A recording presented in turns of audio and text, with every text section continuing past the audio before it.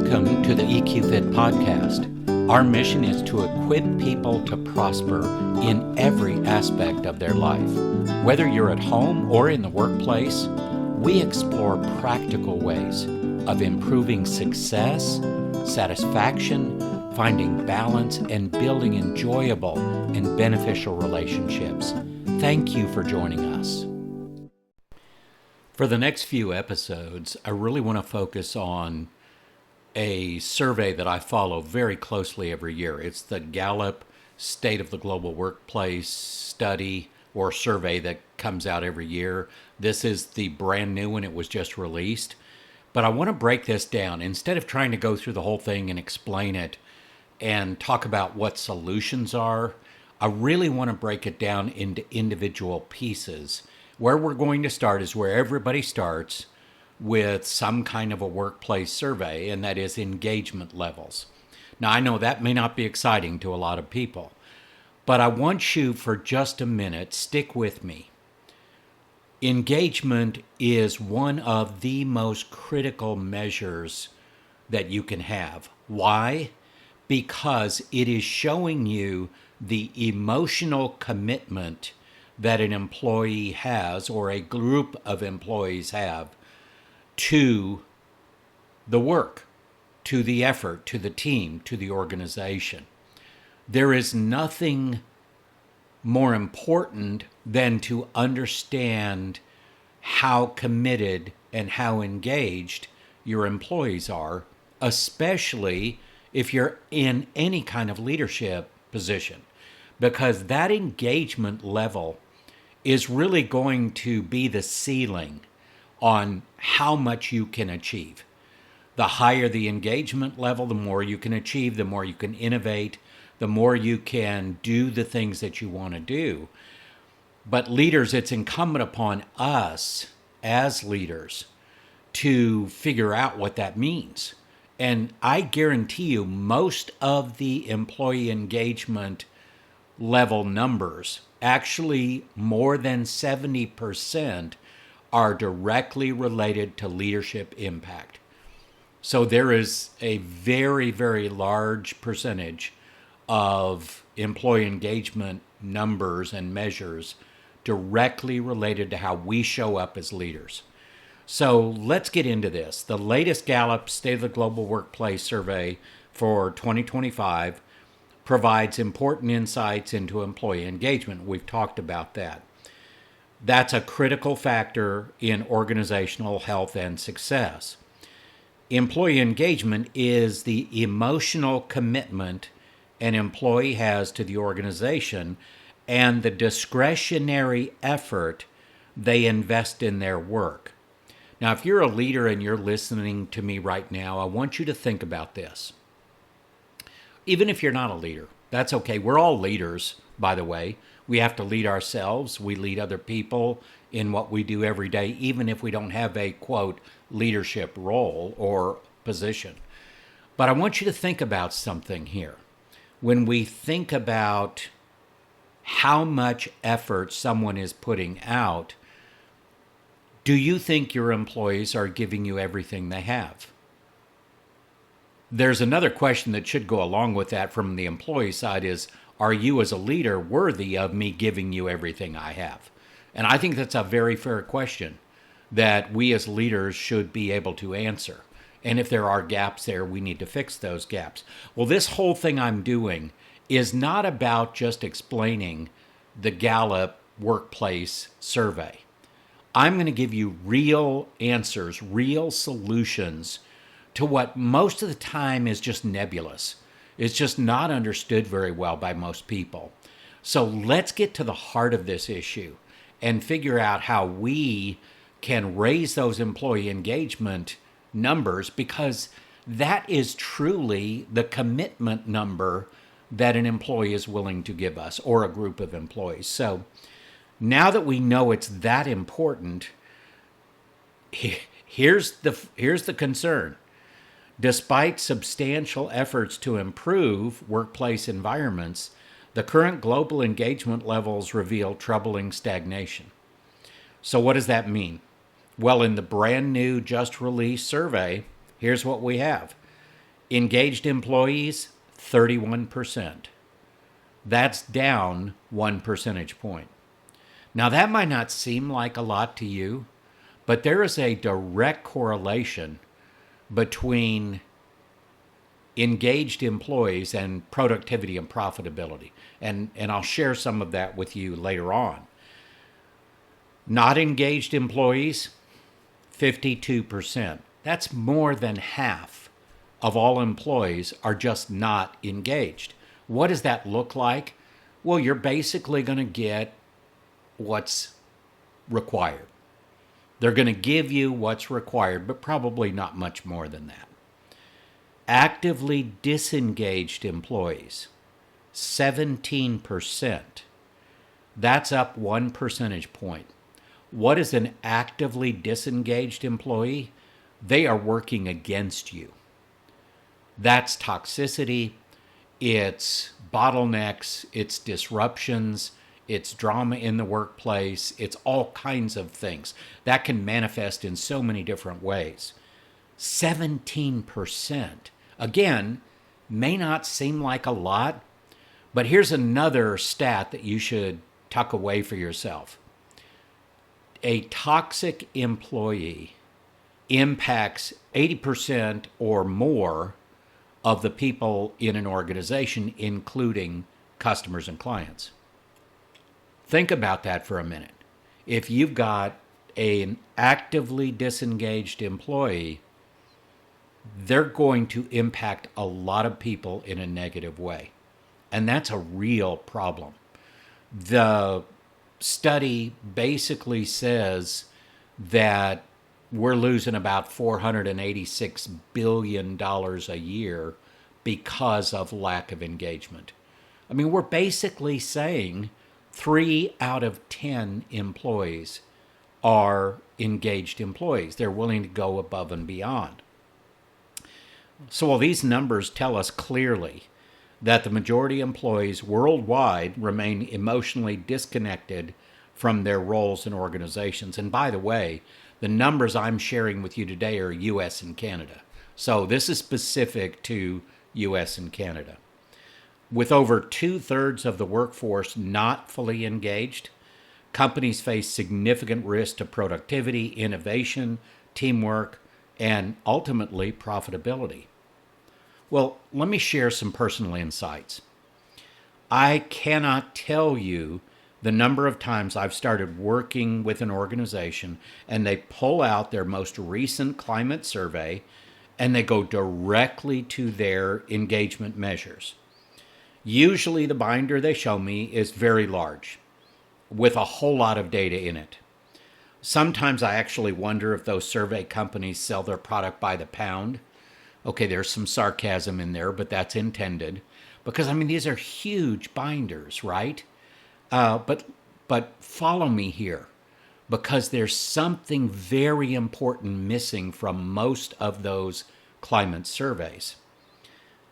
In every climate survey I have seen to date, and I have been doing organizational development for decades, they are heavy on data and very light on solutions.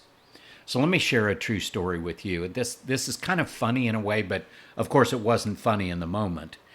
I had this happen with a new client several years ago, and they showed me their engagement numbers on their climate survey. At the end of the data, there was a note to look at Appendix C for suggestions on how to increase employee engagement. Great, right? So the CEO showing me this had this perplexed look on his face. And I couldn't figure out where that was coming from, but I held my questions. I didn't ask anything at that point. So here's what happened. He turned over to Appendix C. Here's what it said. And now this is from memory, but I think this is pretty close to verbatim. Quote, "For the health and future success of your organization, we recommend that you increase your employee engagement levels." That's it. That was the totality of what was on Appendix C. He still had that perplexed look on his face, and I just started shaking my head. Why? Because this is so typical of many of these types of surveys. And I mean, people pay a ton of money for those surveys. Now, I know they've gotten better over the years, and I know I'm kind of grouping all of this in kind of a broad brush approach here. But the reality is, they still don't offer really good solutions, a true path forward. Lots of data, very few solutions. Now, over the years, I finally identified a climate survey toolbox for teams and for organizations that I use that has actionable data. And I want you to remember that term. If you ever use a survey or an assessment, you're looking for validated, actionable data.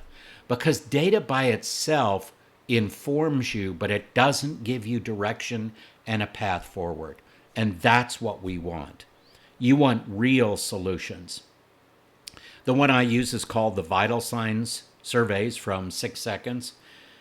It measures the 5 critical success factors common to any team or organization: trust, execution, motivation, teamwork, and change. Now, change is the ability to be change embracing or change agile. Think of it as maybe more opportunity focused than problem focused. How can we accept change and move forward well? How can we navigate through change well? From a survey like this, you can create very specific KPIs that are action oriented, and that's the key. The other very important element of these tools that I like very much, they are infused with measures of emotional intelligence. Why is that important? Studies prove over and over that high-performing organizations with high engagement levels of their employees are also high in emotional intelligence. And that's something we need to remember as we start to break down the rest of this Gallup information related to engagement.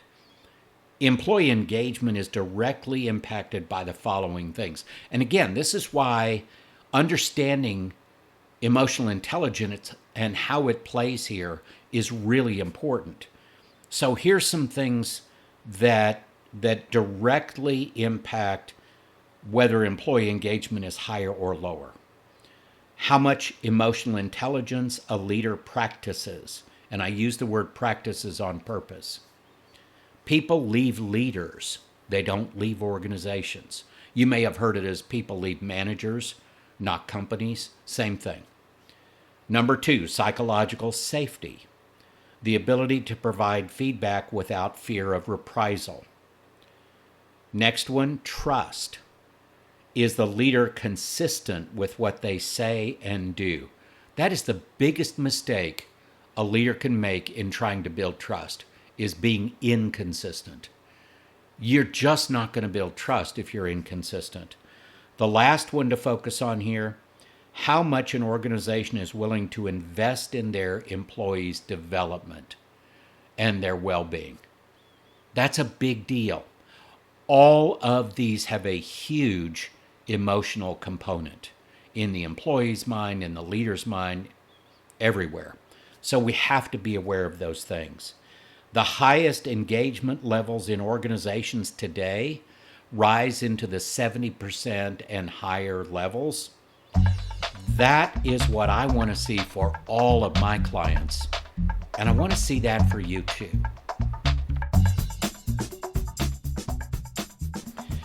Let's get back to Gallup's State of the Global Workplace study or survey for 2025. And let's start with understanding engagement. I want to go a little deeper there. Engagement goes beyond mere job satisfaction or happiness at work. It represents a deeper emotional connection and a sense of purpose that motivates employees to invest extra effort into their roles. Highly engaged employees show up committed not only to their own success, but also to the success of their team and their organization. So, what is the cost of low employee engagement? Well, low engagement often manifests through the following things: increased absenteeism and higher turnover rates, poor quality of work and reduced productivity, low morale and diminished team cohesion, resistance to change, and low innovation. These symptoms create a challenging workplace climate, severely limiting organizational growth and profitability. That's the ceiling I was talking about earlier. The employee engagement numbers will give you a very clear indication of what your ceiling is for reaching your strategic goals. If you don't have very high employee engagement numbers, it's going to severely limit your ability to achieve what you want to achieve. Gallup estimates that actively disengaged employees cost companies billions of dollars every year in lost productivity. And I can guarantee that happens. I see it all the time, especially now when we have remote and hybrid workers, especially remote workers. How do you know that you're getting someone's full 40 hours if they're a remote worker? And I'm not going to dive into that today, but this is why employee engagement is so important. Because if you know you have high employee engagement levels, you have a pretty good feeling that your workers are giving that extra effort. They're giving you a full measure and even some more. But if you don't have those higher numbers, if you're in that 30 percentile or lower, that's a serious problem. Are there ways to fix it? Yes, and we're going to share those here in just a minute. I'm going to walk you through solutions because I never want to leave you with just data. That doesn't help you. Yes, it informs you, but it doesn't provide direction and a path forward. So when it comes to indicators of high engagement, so look for these things. Maybe you've never done a climate survey, but listen for these things. Do you see these consistently in your team and your organization? Strong collaboration and teamwork, willingness to go above and beyond their role and responsibilities, openness to change and innovation, positive attitudes that boost overall morale, improve customer relationships and outcomes. If you see those things consistently in your teams and organization, you probably have higher employee engagement levels. Unfortunately, that doesn't happen as often as we would like it to, but we can be intentional on changing that.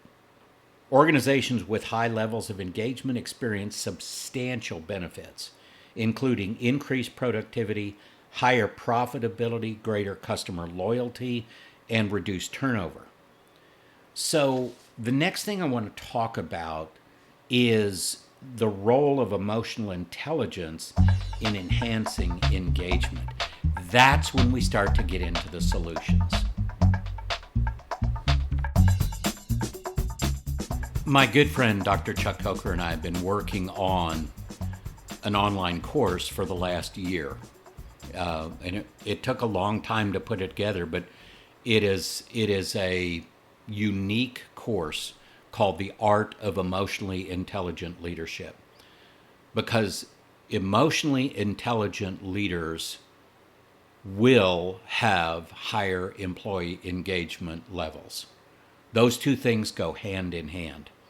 Boosting engagement starts at the leadership level, and emotional intelligence is central to cultivating strong engagement. Leaders with high emotional intelligence effectively understand and manage their own emotions. They empathize with their employees. They create supportive, trust-based workplace environments. That sounds like a really good place to work, doesn't it? And it sounds like a leader worth following, doesn't it? That's what emotional intelligence can do. And it's why we put so much blood, sweat, and tears into creating that course, because both of us have a combined 75 years of organizational development experience. And what we know is at the heart of healthy teams and healthy organizations that are vital. They have tons of energy and motivation. They work well together. At the heart of that are the emotional drivers and the emotional environment that is in place because of the intentional efforts of not just the leaders, but even the team members. Emotional intelligence focused leadership can make a huge difference. So, how does that happen? Well, it happens through development processes. Leadership development can significantly enhance emotional commitment with people by using assessments like many of those that I use, emotional intelligence assessments, and team climate surveys. Leaders gain deeper insights into the emotional health of their teams, and they can proactively address issues before they escalate. Now, many times what I've seen is that, and I've taken leaders that I've worked with for years, and I've taken them through this process that I have to help develop those skills. You know what the good news is here? The good news is emotional intelligence skills and competencies are the easiest to learn and to grow and cultivate by far. You're not going to change IQ very much. It's going to be hard to change your personality. That doesn't make a lot of sense. You are who you are. A lot of personality comes out of your DNA. So the reality is that we look for the most impactful skill set in today's workplace, and that is by far emotional intelligence. If you don't believe me, go to Harvard Business Review, go to Forbes, go to any of those very well-known publications and look at emotional intelligence and see what you find. You will find study after study after article that just shows how impactful emotional intelligence skills are. And frankly, if you're a leader, you may be very good at your hard skills, technical skills, whatever it is that is the hard skills of what you do. But the foundation of all soft skills, communication, collaboration, leadership, motivation, all of that is emotional intelligence. So we highly recommend an ongoing practice of leadership development.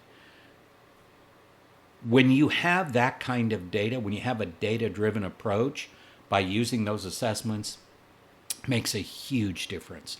And leaders, it starts with you, and then you can cascade that down into the teams, which will impact the entire organization. There's another thing that we look at when we're working with leaders. How do we transform habits to accelerate engagement levels, to raise those engagement levels? Habits, both individual and organizational, play a crucial role in shaping the workplace environment and how much employee engagement there is. Utilizing assessments like the habit story assessment that I use, leaders can pinpoint counterproductive habits and behaviors and emotional triggers, and then they can transform those into productive habits, which are engagement enhancing habits. So there's real science behind everything I'm saying here, and I am giving you a pathway forward here. If you are serious about increasing your leadership effectiveness and having greater success and even satisfaction, then this is the pathway to follow. First, we start with emotional intelligence, then we look at habits and transforming those habits into the most productive habits and behaviors from a leadership perspective that we can get to. Also, coaching focused on habit transformation can effectively reduce negativity and disengagement. It's also going to help you see blind spots. One of the biggest things I can bring to people is to show them where their blind spots are. And because I'm a consultant and coach, I can do that in a way that is not threatening. It's not denigrating in any way. It's saying, hey, this is an opportunity. You can actually grow in this area. So there's a couple of other things I like to measure as well. and that's trustworthiness and coachability.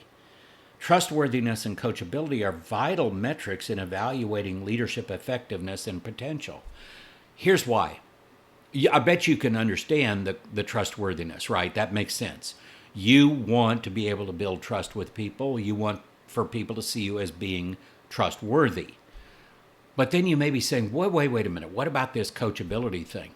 Well, the reality is that coachability is all about, do you have a growth mindset or not? And right now I'm dealing with several clients who have employees that do not have a growth mindset.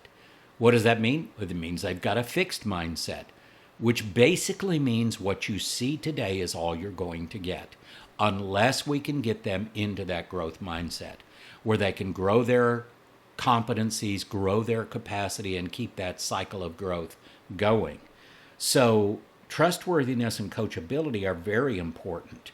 Trustworthy leaders cultivate environments of psychological safety, encouraging employees to express ideas freely. They take calculated risk. They innovate. These are key components of higher employee engagement. So let's kind of tie this together with some action steps. So based on years of experience in doing this leadership development, organizational consulting, and emotional intelligence coaching, here's what I can tell you. Here are some very specific action steps that you can take.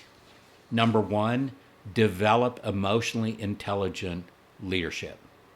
Whether that's you, whether it's a team of leaders, whether you hope to be a leader someday, that is the best place to start.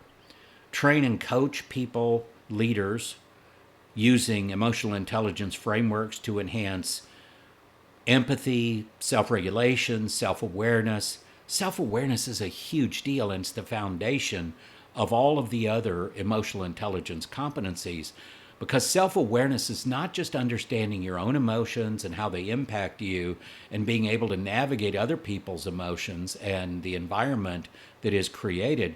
It's also knowing how you're showing up for other people as a leader. Self-awareness is a big deal, and that is one of the primary competencies of emotional intelligence. And that's going to directly impact employee engagement levels. The second thing, conduct regular climate assessments. If you're a leader of a team, you can do a team vital signs. And I can show you how those KPIs can be developed. I just finished one for one of my clients, and I'm very excited about presenting to them because there are some really good strengths, but there are some really good areas for growth and opportunity to develop. And that's good. That's not bad. Lower scores don't mean it's bad. It means, wait a minute, we can do even better if we address these things. So do those on a regular basis. We have an organizational vital signs that works as well. But please, if you're going to do a climate survey, please do your due diligence and find one that will give you actionable insights, actionable data that you can create a path forward and real KPIs from. Otherwise, you're only getting half of what you're paying for. The next thing, transform individual and organizational habits. Apply assessments like the habit story assessment. I have a team assessment that goes with the habit story. So I could do the habit story assessment that measures productive and counterproductives on individuals and their response patterns and their emotional states. And then I can pull that all together in a team report. And I can show the leader where are the gaps, where are the strengths, where are the opportunities. That's the kind of thing we're looking for. And I've created custom reports to go along with those to really provide a true individual development plan for people. And then invest in leadership coaching. That may sound self-serving because I'm a coach. Okay, I don't care. It's self-serving. But here's the reality. Do you know of a single professional athlete that does not have a coach? I don't. Why should we as professionals not also have a coach? I have a coach. I have somebody that helps me. I actually have several, to be honest about it. And I love those people. They are a true benefit to what I do. So I want you to think about that and don't be afraid of that. And if you're concerned about, there's so many out there and I don't know what is what or whatever, get in touch with me. And I'll be happy to walk you through what you should be looking for in a coach that will best suit your needs. I'm happy to have that conversation at no cost with people. Just send me an email at info@eqfit.org and we'll have a conversation. So let's get down to brass tacks here. What is the value and ROI of increased engagement? Investing in employees' engagement generates measurable and impactful returns. Companies with highly engaged workforces report 21% greater profitability, 17% higher productivity, and 41% lower absenteeism compared to those organizations with lower engagement levels. Ultimately, increasing employee engagement not only improves organizational outcomes, but also creates a sustainable competitive advantage. Please remember that term. The higher your employee engagement measures, the greater your competitive advantage in the marketplace. Not just competitive advantage, but sustainable competitive advantage. Leaders who prioritize emotional intelligence, who assess and enhance organizational habits, individual habits, and continuously invest in coaching and development will help their organization for the long term. These are life skills that, yes, they're professional skills too, but they're there for a lifetime. Now's the time for intentional action to shift the trajectory of the workplace from where we are today at that low 31% engagement level, which is really sad if you think about it. We want to go from stagnant to thriving. That's the goal. The benefits extend far beyond organizational performance. They positively impact employee satisfaction, innovation, collaboration, and overall workplace culture. And all of that comes down to how can we really make a difference with our employees? Because in the long run, what's really important here is the ability to lift each other up, to help each other achieve no matter what position you're in. And through that commitment to each other, commitment to the effort, the emotional drivers, being in the right place, when your employee engagement numbers start to rise, you're going to be able to do more than you thought you could. And that's the goal behind raising employee engagement. Thank you for joining us for this episode. If you have any questions about this week's episode, or maybe a suggestion for future episodes you'd like us to explore, please contact us through our website at eqfit.org. For more information and inspiration, connect with us on LinkedIn, Facebook, and YouTube at EQFit.